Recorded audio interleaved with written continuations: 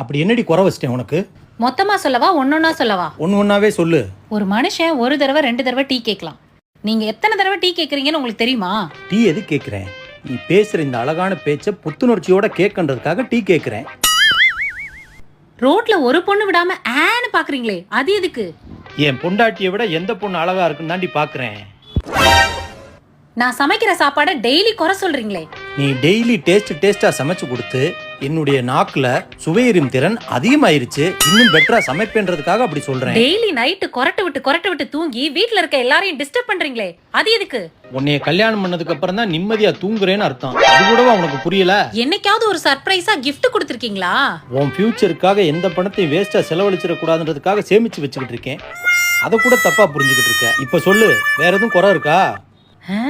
எந்த குறை சொன்னாலும் தான் அதுக்கு ஒரு சாக்கு சொல்லிருவீங்களே. நான் எங்க அம்மா வீட்ல இருந்ததை விட உங்ககிட்ட தான் சாமி சந்தோஷமா